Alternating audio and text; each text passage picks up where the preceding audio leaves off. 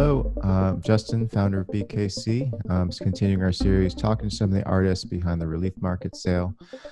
So I'm really looking forward to this one. It's a woman I've known for quite a long time now. Her name is Erica Reade, and she's generous enough with her time to show up and talk a little bit about some of her work. So what's up, Erica? How are you?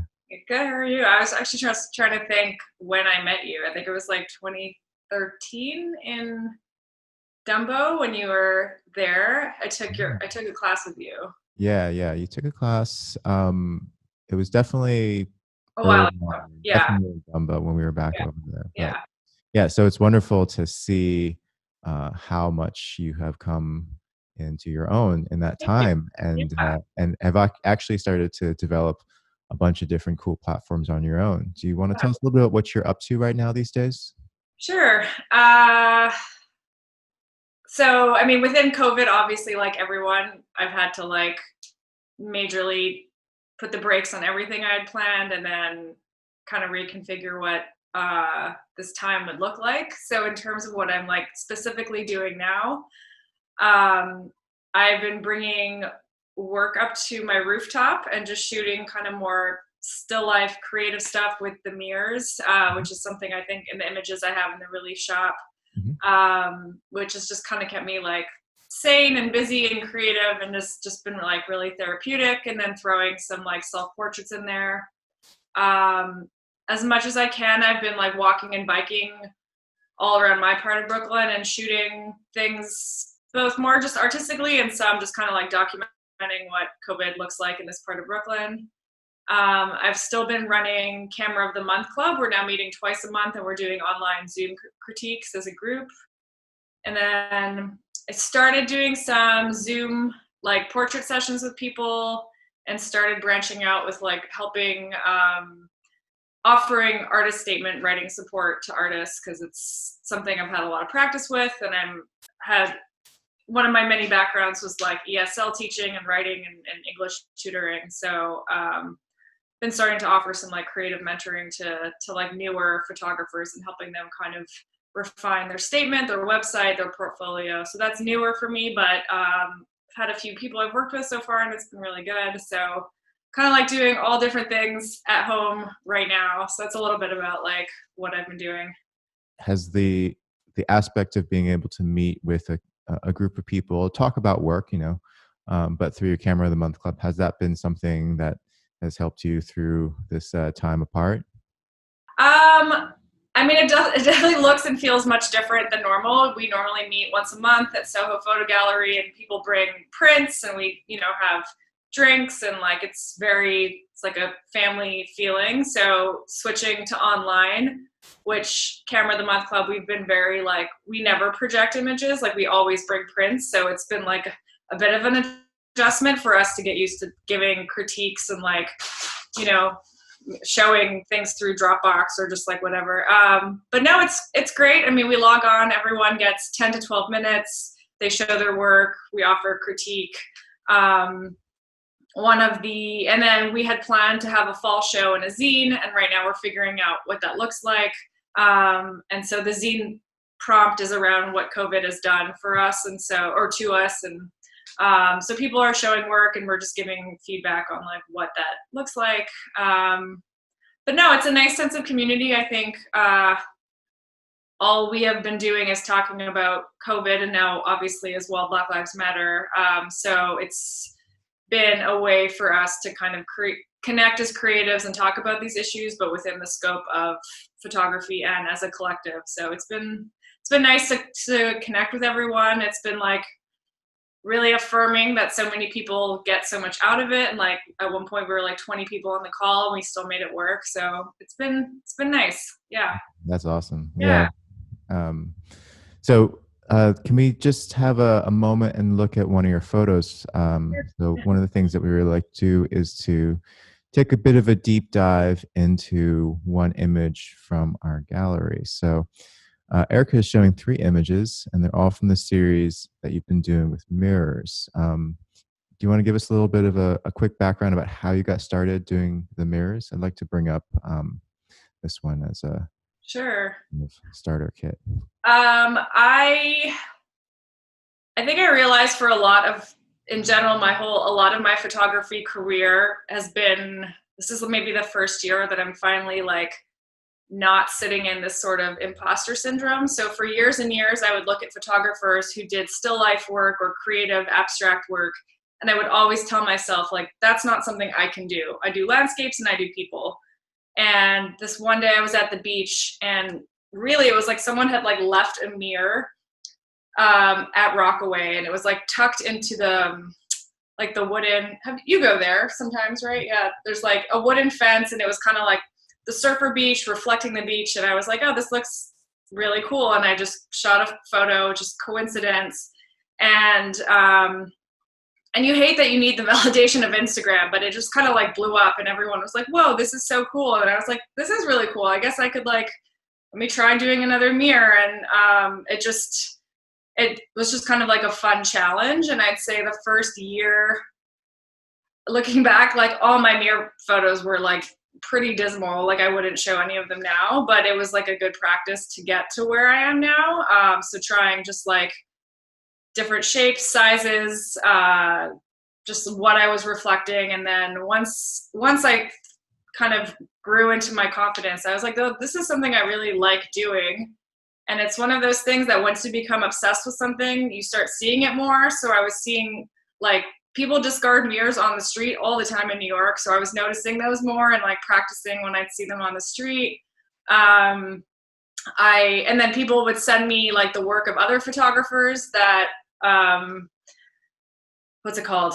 That shoot with mirrors, and I'd get really inspired by that. So I started just taking it more seriously in, I'd say 2018. And then I think I was also, I think you've seen that I work on that series Beach Lovers, and I wanted to also prove to myself like I could do more, I could do something like radically different, and be good at that as well, because I didn't want to just be like a one-trick pony photographer, like just one thing I'm good at. So this has just been like obsessive. Like I just go and I shoot, and like I collect mirrors. I have like tons and tons of mirrors now. I've broken a bunch of mirrors. Like it's, yeah, just kind of became like a fun little obsession, and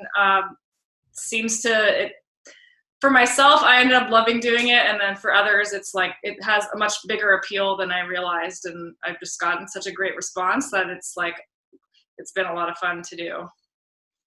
Now, I want to ask you about the nail polish.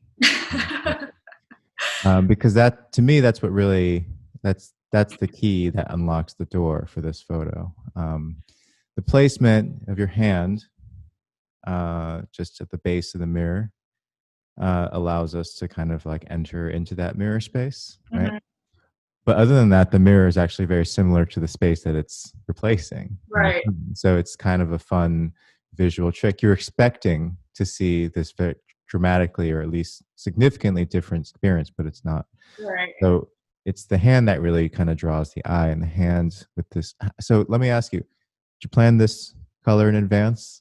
No, I got really lucky, and it's funny because you're like the fourth person to like point the red nail polish, being like, this adds an element to the photo. Like it still would have been a good photo if I hadn't had the red nail polish, but it came up in Camera Club. Like a few people were like, that red nail polish just kind of like ties it all together.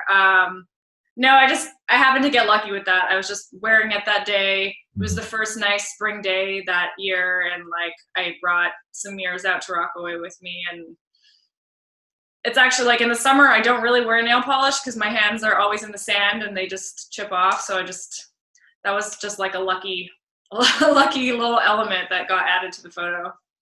Yeah, and you'd be surprised, I guess, or people would be surprised how often lucky little elements are really what makes a photo great, 100%. Hard to plan for them, but one thing that you start to notice is that as you go more and more, like you've been to the beach how many times in the past year, let's say? Well, in 2020, I can count on my hand now. I've been out to Rock. Let's talk about a pre-pandemic. Last year, it's like embarrassingly high. I was at the beach. I would honestly say from June to October, 3 to 3 to 4 is my average times a week, because I was just shooting. I mean, I also love the beach and swimming, and it's hot, and so it's like an escape for me. But Yeah. On average, 3 to 4 times a week I would go. Last year, it was a lot. I spent a lot of time at the beach.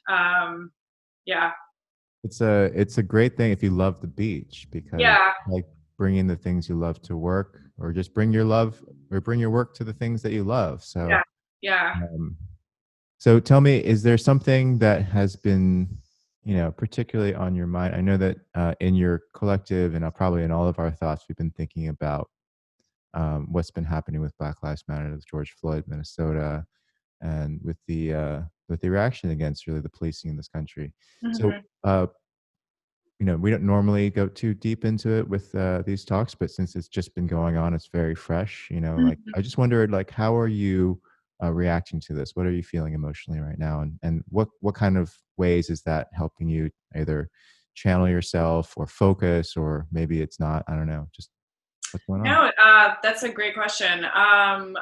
So on a collective level, funny enough, back in February, we had named the prompt, because we have a prompt or a theme for every show. And we came up, because it's the election month, we came up with the idea from the slogan from the 70s, the personal is political.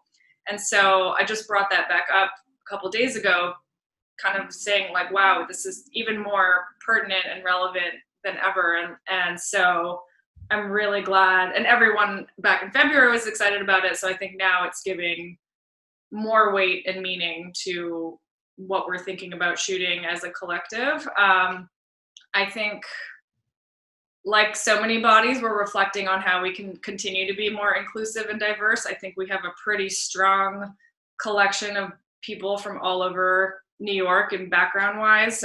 But that doesn't end there. So I've been thinking about like, how can we continue to work to make Camera of the Month Club reflective of what's going on in terms of our leadership. Our board recently got quite small, so bringing it to a nice, healthy size and making sure everyone is like represented is definitely one part of it.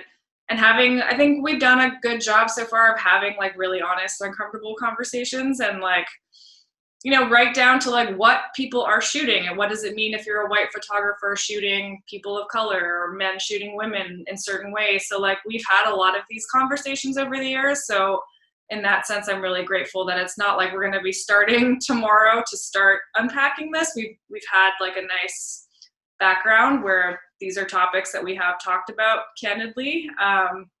So I think it's going to be a continuation of the conversation, and maybe next, like, okay, what more can we do? So as a collective, I think like we've been together now for like 6 years, so we're in like a good place where we can have these kind of conversations. On a personal level, yes, I mean, it's like all I've been able to think about. So taking a step back in terms of what can I do with my work, my platform, my voice.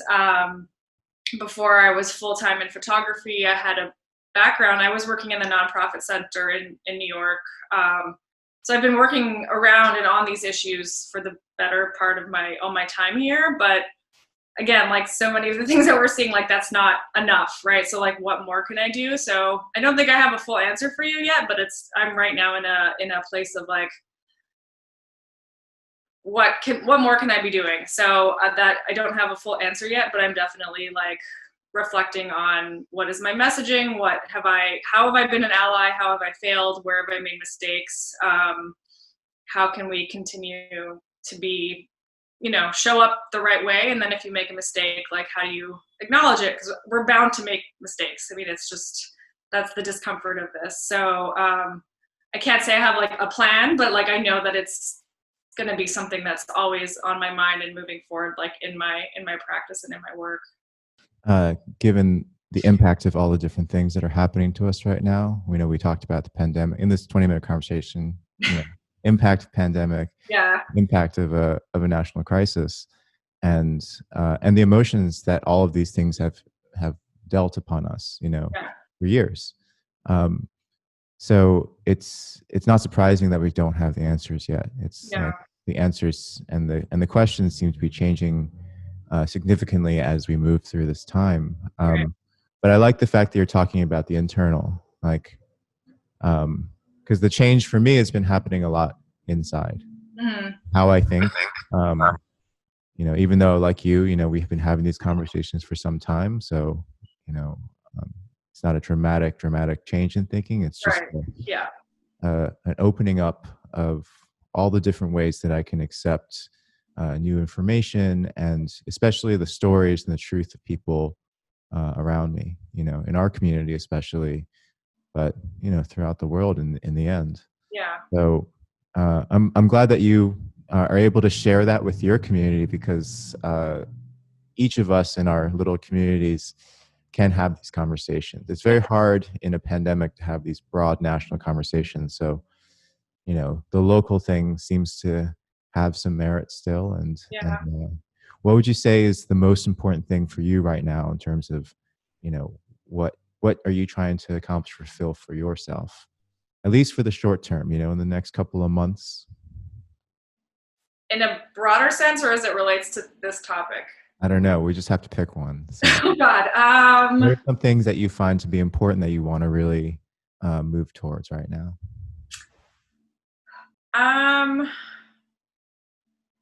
I think what I've continued to come back to that is like photography has been my form of therapy throughout all of this. So thinking about how, for myself, how I'm going to continue staying creative and motivated and making work that, I don't know, matters, but is important to me, and then what I can then do with that. On a larger sense, to answer your question, I think I'm still trying to reflect on that, whether it's thinking about how I can then support other communities to find self-care and therapy and work in through photography. And maybe that's, again, things that new initiatives we could do within Camera Club, or things I could offer on an individual level. I know that I want to do a lot over the next few months, but I think I'm sitting in this, like, I have a tendency to like jump into things or announce things before I've like thought them out. So this is a year I've been trying to like step back and think things through. So I'd much rather move forward with a lot more intention and educate myself. So my number one thing is just to keep making work, and that for myself, but then also thinking about how that, I've had a history teaching. Maybe I'll teach something for free. I don't know. I'm thinking, I don't have a great answer for you, but I'm just trying to sit and think and reflect, and like I know something will come to me when the time is right. So I'm just kind of getting comfortable with this discomfort right now of like not knowing what's next, but knowing that like I will figure it out, and like what more I could do. Yeah, I mean, I identify with that 100%. Yeah. And I hope that we are afforded the opportunity to really think and plan and educate and come up with new solutions. Yeah. It seems the existing solutions haven't worked for us so well. Right. Exactly. And and we're creative people. We should have the opportunity to try to push that creativity towards a more significant goal. So so that's all the things that I wanted to ask you about, but I really do want to thank you for Yeah, of course. tuning in on this. And also just, it's a great thing to see you continue to persevere in photography, and for you to have that real true love, because it's, Thanks. it's one of the things that keeps me going. So I really appreciate it. Yeah. I was just thinking about like where I was a couple years ago and how miserable I was at my job. And even though this is like a horrible time in so many ways, like I'm just still so much happier that I finally made the leap and I'm doing photo first time. So if maybe that's what I could impart on some people, maybe there's something there. But yeah, I'm really grateful that I'm like where I am right now. So thank you for taking the time to talk to me. I really appreciate it. Yeah, it's been my pleasure, and Thank you for the we'll be chatting soon. And I hope to hear a lot more about the types of steps that we're both going to take. We're each going to take to try to make things better in this world. So, looking forward to it. All right, Erica Reade, And again, from Relief Thank you. Market, check her workout, and I will be posting her information about how to, check out her Instagram and her other types of online media just below. So thank you very much for tuning in, and we'll see you soon. So much.